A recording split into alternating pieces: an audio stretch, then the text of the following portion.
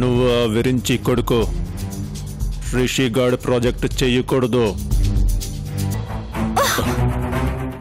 Rascal, ఏమనుకుంటున్నావురా నువ్వు?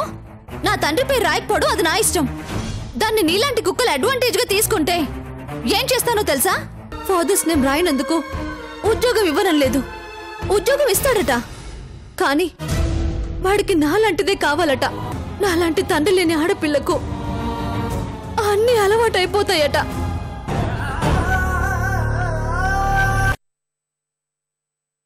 నా తల్లిని చేసి తండ్రినని చెప్పుకోలేని పురుషోత్తముడాయన.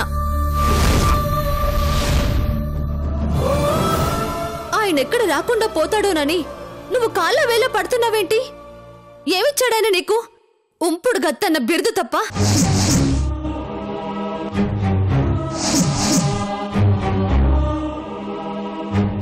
ఏ విషయంలో ఓదార్పునిచ్చాడు నీకు?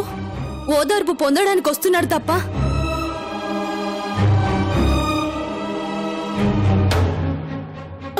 నువ్వు ముందు మాట్లాడుకుంటూ లోపలికెళ్ళు. నువ్వు మాట్లాడవు, నన్ను మాట్లాడనివ్వవు. అయ్యా, గెస్ట్ అపియరెన్స్ డాడీ గారు, మీకు నమస్కారం. మా అమ్మ మెళ్ళో తాలిబొట్టు లేకుండా బోసిగా ఉన్నా సరే ఆమె భుజం మాత్రం కావాలి మీకు.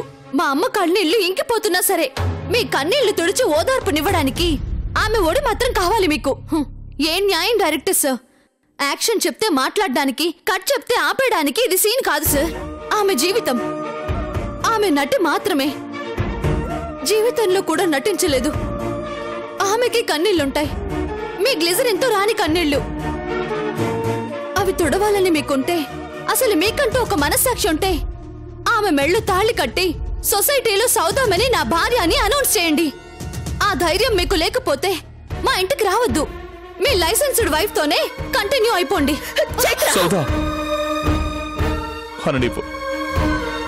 నా పాపాన్ని కడిగేస్తున్నట్టుగా ఉన్నాయా మాటలు? నా తప్పుల్ని నా కళ్ళ ముందు సజీవంగా నిలబెడుతున్నట్టుగా ఉన్నాయా మాటలు? అనండి. అన్నా మీలో మార్పు రాదు కదా. నన్నేదో క్షమించేసేనంత పెద్ద మనసు మీకుందని మా అమ్మకు తెలిసేలా చేయడానికి తప్ప ఎందుకు పనికొస్తాయి ఆ మాటలు? ఛీ!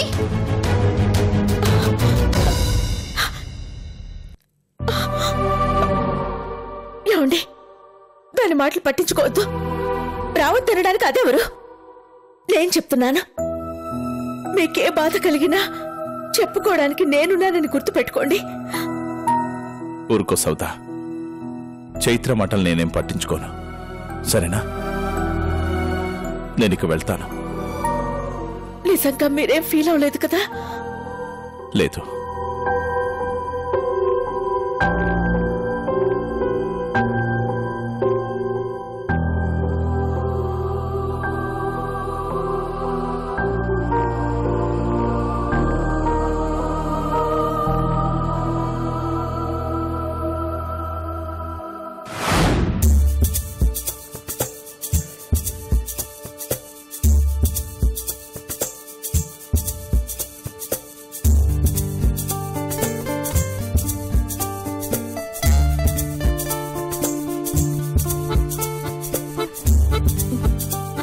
ఎక్స్క్యూజ్ మీ, చెప్పండి.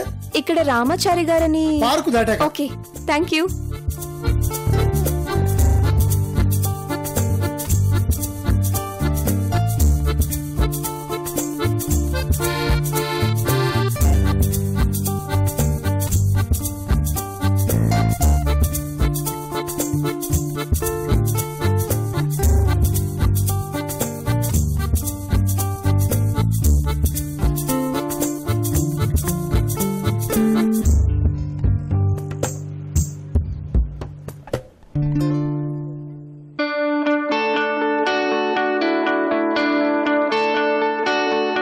చెప్పండి మేడం, ఏం కావాలి? ఇక్కడ రామాచారి గారని ఉంటారంట కదా?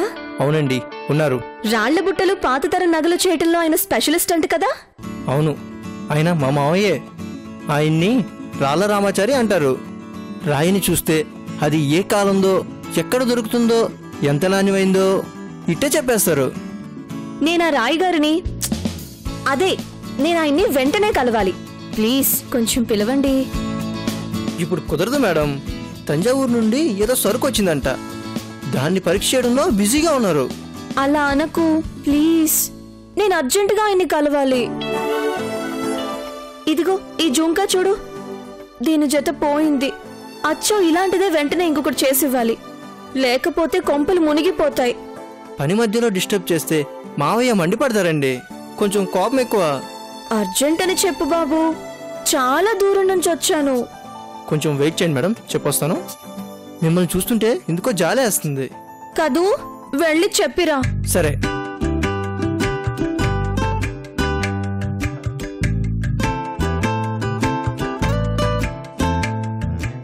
చూడు, కిందకి చూడు.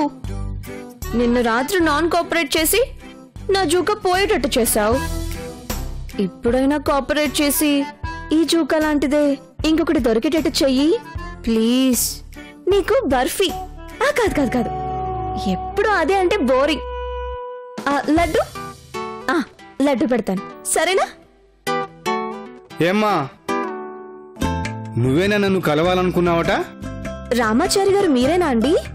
మా ఇంటి దగ్గర కంసాలి వీరాచారి గారు ఈ జూకా లాంటిదే ఇంకొకటి చెయ్యాలంటే రాళ్ల రామాచారి గారిని కలవండి, ఆయనకైతే రాళ్ల గురించి తెలుస్తుంది అని మీ అడ్రస్ ఇచ్చి పంపించారండి. ఇటీవమ్మా.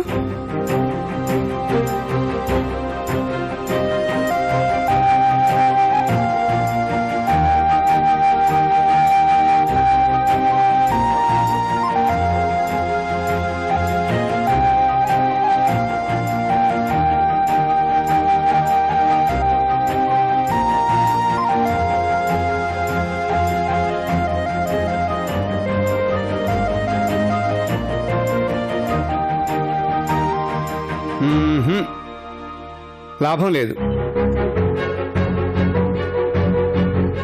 ఏమైంది? ఈ రాళ్ళు ఇప్పటివి కావు, ఇక్కడ దొరకవు. వీటి బదులు రంగురాళ్ళు వాడితే ఒరిజినల్ బుట్ట పక్కన ఇది పెడితే తెలిసిపోతుంది. ఇట్టే పట్టేస్తారు. మరెలా? ఏమ్మా, ఖర్చవుతుంది, పర్వాలేదా? ఎంత? ఖర్చుకు వెనకాడకపోతే నీకు కొండ వీడి నుండి ఆ రాళ్ళు తెప్పిస్తాను. అచ్చు ఇలాగే ఉంటాయా? ఈ రామాచారి చెప్పాడంటే ఐఎస్ఐ ముద్రే. అయినా ఈ వయసు ఆడపిల్లలకి ఏదైనా పోయేదాకా వాటి విలువ తెలియదమ్మా. నేను కావాలనేం పోగొట్టుకోలేదు, అదే పోయింది. అంతేలే, పోయేదాకా తెలీదు, దొరికేదాకా కనపడదు. ఎంత అవుతుంది చారి గారు? 60,000కి తగ్గదు. 60,000? నీ అదృష్టం బాగుంటే 1,000 తగ్గొచ్చు. అమ్మో, అంత డబ్బే? అసలు ఇది నీదేనా? నాదే. కాదు కాదు కాదు, నా చెల్లెల్ది. కాదు కాదు, మా అత్తయ్యది. నువ్వు ముందెవరిదో తెలుసుకో, నేనెప్పుడు ఇవ్వగలను ఆలోచిస్తాను. అంత డబ్బంటే కష్టమే చారి గారు, కొంచెం తగ్గించి చూడండి. సరే, లోకల్ రాళ్ళు వేసి చైనా ఇలాగే ఉంటాయా?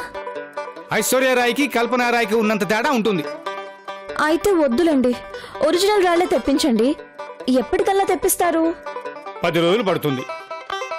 చేయటానికి ఇంకో 4 రోజులు పడుతుంది. అంత టైమా? అంత టైమా, అంత డబ్బా అంటే ఎలాగమ్మా? అసలు ఈ కాలం పిల్లలకి క్లాస్ తర్వాత ముందు అర్జెంటుగా రాళ్లు తెప్పించి జోడి చేయండి. జోడీ ఎవరికి? ఈ బుట్టకి. దీని బరువు తూచి వెలకట్టి ఇది మీకిచ్చినట్లు రసీదు ఇవ్వండి. నువ్వు 20,000 అడ్వాన్స్ ఇవ్వాలమ్మా.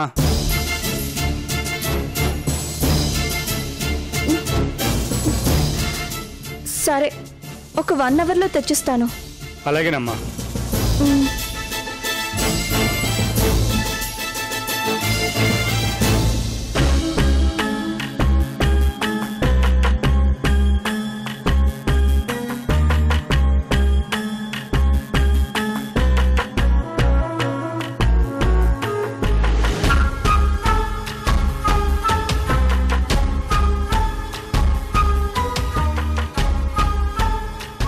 ఏంటమ్మా అర్జెంటుగా రమ్మని కబురు పెట్టావు?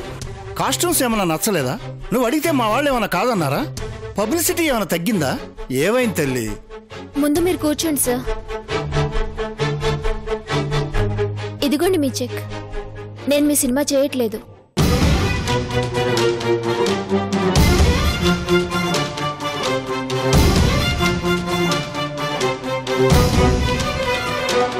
సారీ సార్, నేను ఈ సినిమా చేయకపోవడానికి నా ప్రాబ్లమ్స్ నాకున్నాయి. దయచేసి నన్ను క్షమించండి. వేరే హీరోయిన్ని చూసుకోండి. అదేంటమ్మా ఇంత సడన్ గా ఎలాంటి వార్త చెప్తే ఎలా? అసలే నేను హార్ట్ పేషెంట్ని. ఇప్పటికే ఈ సినిమా గురించి విపరీతంగా పబ్లిసిటీ జరిగిపోయింది. బయట మీ ఇద్దరి మీద ఎంత క్రేజ్ ఏర్పడిందో తెలుసా?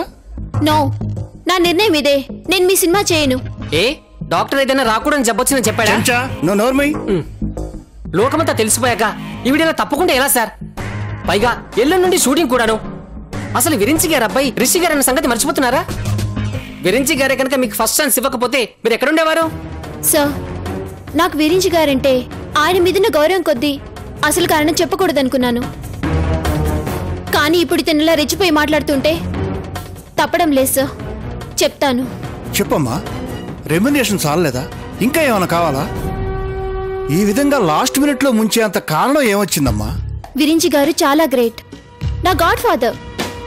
నాలాంటి చాలా మంది హీరోయిన్లను పైకి తీసుకొచ్చారు. అందుకు నాకు ఆయన పట్ల కృతజ్ఞత ఉంది.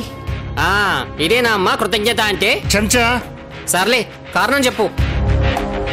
రిషి ఇండస్ట్రీకి న్యూ కామర్. ఇంకా ఏం ప్రూవ్ చేసుకోలేదు. అంటే అనామకుడి కిందే లెక్క. అతనితో నేను హీరోయిన్ గా చేయడానికి నా ఫ్యాన్స్ ఒప్పుకోవడం లేదు. రాష్ట్ర వ్యాప్తంగా ఉన్న నా అభిమాన సంఘాల నుండి వ్యతిరేకత వినిపిస్తోంది. ఈ న్యూస్ బయటకు వచ్చినప్పటి నుండి విపరీతంగా ఫోన్ కాల్స్. నా ఫ్యాన్స్ చాలా హర్ట్ అయ్యారు. ఇంతమంది గుండెలకి గాయం చేసి నేను ఈ ప్రాజెక్ట్ చేయడం అవసరమా? చెప్పండి. అదేంటమ్మా, మొదటి సినిమా రిలీజ్ కాకుండానే ఎవరైనా ఎలా ప్రూవ్ చేసుకుంటారు? ఈ సినిమా అన్ని రికార్డులను అధిగమిస్తూ ఎంతటి విజయాన్ని సాధిస్తుందో నువ్వే చూస్తావు. రిషిని తక్కువ అంచనా వేయకు. విరించి గారి అబ్బాయి అని కాదు, అతని టాలెంట్ మీద నాకు పూర్తి నమ్మకం ఉంది. నేను ఇప్పటికే చాలా సినిమాల శతదినోత్సవాలు చూశాను. విజయపథంలో ఉన్నాను. అగ్రశ్రేణి హీరోలు అందరి పక్కన నటిస్తున్నాను. ఇతని పక్కన యాక్ట్ చేస్తే రేపొద్దున వాళ్ళు కూడా అబ్జెక్ట్ చేయొచ్చు. After all, who is this Rishi?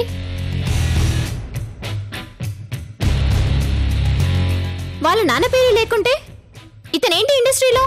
ఆ విషయం ఒప్పుకునేటప్పుడు తెలీదా? రాత్రికి రాత్రి అంత జ్ఞానం ఏమైందా? అవునమ్మా, అప్పుడు అన్ని ఒప్పుకునే కదా సైన్ చేసావు. ఇంత దూరం ఆలోచించలేదు. నిన్నటి నుండి నా శ్రేయోభిలాషులు, నా అభిమానులు పనిగట్టుకొచ్చి మరీ నన్ను హెచ్చరించి వెళ్లారు. వాళ్ల మాట నేను కాదనలేను సార్. కాదంటే నా ఉనికికే ప్రమాదం. నా పేరే తెరమరుగైపోతుంది. సారీ, నన్ను క్షమించండి. ఇంతకన్నా నేను చెప్పలేను. సర్లేమ్మా, నీకిప్పుడేం తెలియదు. నీ వెనకాల ఎవరుండి ఇదంతా ఆడిస్తున్నారో నాకు తెలియదు, కానీ నువ్వు రాంగ్ గైడెన్స్లో వెళుతున్నావు అని మాత్రం ఒక పెద్దవాడిగా చెప్పగలను. పద చెంచా. వస్తాం. సారీ, మళ్ళీ రాము. రండి సార్.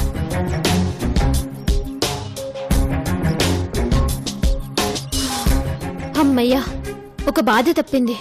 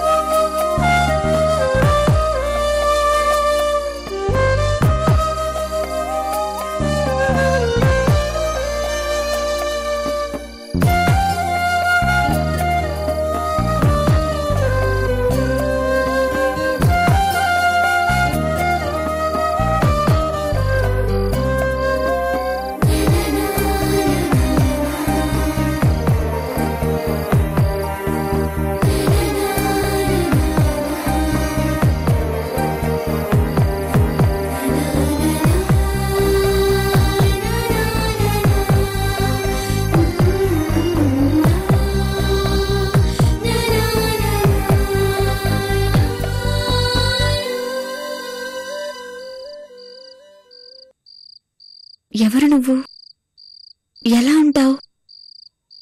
ఈ వెన్నెల్లాగే ఎప్పుడూ ప్రశాంతంగా ఉంటావా? ఈ సంగీతంలాగా మనసుకు హాయినిస్తూ ఉంటావా? ఎవరయ్యా నువ్వు? నీ మూలంగా నా బుట్ట పోయింది తెలుసా? ఈసారేం పోగొట్టాలని వచ్చావు? లైటర్ పట్టుకుని తిరుగుతున్నావంటే సిగరెట్ అలవాటు ఉందన్నమాట. అంటే బ్యాడ్ బాయ్ అన్నమాట.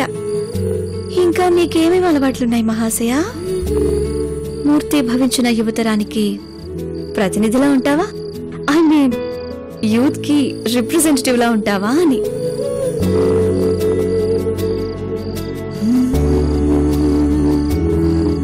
హే, హూ ఆర్ యు? నాకిష్టమైన లైటర్ తీసుకొని బుట్ట వదిలేసి వెళ్ళిపోతావా? పాపం, గోల్డ్ పోయిందని ఎంత బాధపడ్డావో. ఎలా ఉంటావు పిల్ల నువ్వు? ఈ గోల్డ్ కలర్లో ఉంటావా?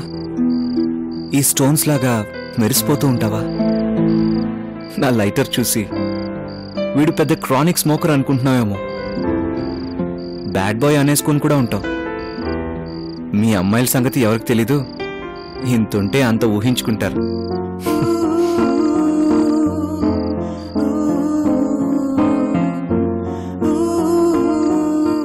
ఏం కాదు, నీ గురించి నేనేం ఆలోచించటం లేదు.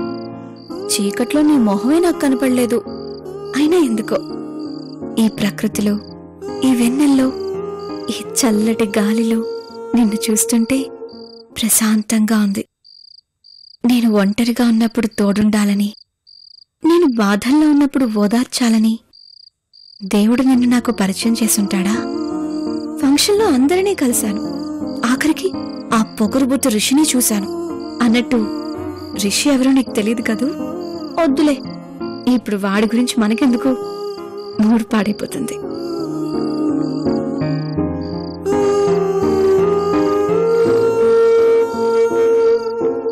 నేనెవరో నీకు తెలియదు కదూ. ఒక మంచి అబ్బాయిని. ఎంత మంచివాడినంటే ఇన్నేళ్ళు అమెరికాలో ఉన్నా అక్కడ ఎంతోమంది అమ్మాయిలతో పరిచయమైనా ఇక్కడికొచ్చాక నా క్రేజ్ చూసి ఎందరో హీరోయిన్స్ చుట్టుముట్టినా ఏమాత్రం తప్పు చేయలేదు తెలుసా? ఎందుకో నిన్ను చీకట్లో చూసినా నువ్వెలా ఉంటావో అర్థం కాకపోయినా మాటి మాటికి ఇలా ఎదురుపడి మరీ గుర్తొస్తున్నావు. యునో, నాకు చిన్నప్పుడు అమ్మాయిలంటే చాలా కోపం. ఎందుకంటే మా ఇంట్లో రాక్షసు ఉండేది. దాని పేరు మేఘమాల. అదంటే ఇప్పటికీ నాకు కోపం. ఎందుకులే ఇప్పుడు దాని సంగతి. మూడ్ డిస్టర్బ్ అవుతుంది. ఏ అబ్బాయి, ఒరేయ్, ఛీ! ఏమని పిలవాలబ్బా నిన్ను? చిన్నప్పుడు మా నాన్న నీ కోసం ఒక రాజకుమారుడొస్తాడు అనేవాడు. ఆ రాకుమారుడివి నువ్వేనా? గుర్రం మీద అబ్బాయి. నిన్న రాకుమారుడు అని పిలవాలా? మరి చందమామ కథలోలా ఎలా పిలవను? లేటెస్ట్ గా మై డియర్ ప్రిన్స్ అంటాను. ఓకేనా? My dear prince. ఏ పిల్ల, పిల్ల ఏంటి పిల్లి పిల్లలా? ఏమని పిలవాలమ్మాయి నిన్ను? ఎలా ఉంటావో తెలీదు, ఎక్కడుంటావో తెలీదు, ఏం పేరో తెలీదు. ఏ పేరుతో పిలుచుకోవాలి నిన్ను? ఏంజెల్. వద్దులే, డ్రామాటిక్గా ఉంటుంది. పోయటిక్గా ఉండాలి. ఇవాళ నీకు మంచి పేరు పెట్టాలనుకుంటున్నాను. ఈ బుట్టలు పెట్టుకున్నావు గనుక బుట్ట బొమ్మ అంటాను. ఓకే? ఎస్, బాగుంది బాగుంది, వెరీ నైస్. గుడ్ నైట్ బుట్ట బొమ్మ. Good night my dear prince.